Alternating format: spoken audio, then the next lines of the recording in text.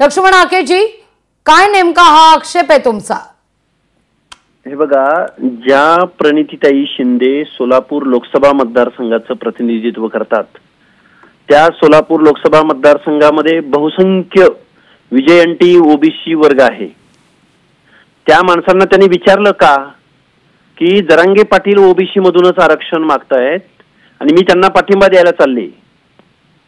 खरं तर ओबीसी आरक्षणाची घटनात्मक चौकट उद्ध्वस्त करण्यास जबाबदार याच प्रणितीताई शिंदेचे वडील तत्कालीन महाराष्ट्राचे मुख्यमंत्री सुशीलकुमार शिंदे आहेत.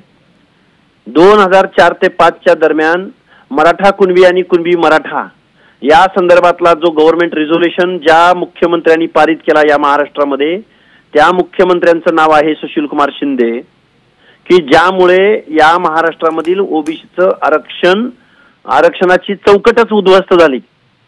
आणि परत तिथं या जरांगे पाटलांना पाठिंबा द्यायला या प्रणितीताई शिंदे सोलापूरहून अंतरवलीला गेलेत. म्हणजे ओबीसींना यांनी गृहीत धरलंय का? ओबीसींची मतं नको आहेत का यांना? ओबीसींना काय म्हणणं आहे, ओबीसींचं काय म्हणणं आहे हे कधी ऐकलं का या प्रणितीताई शिंदेनी? म्हणून माझी ती कालची प्रतिक्रिया होती. लोकशाही मराठी ऐका, पहा, जागरूक रहा.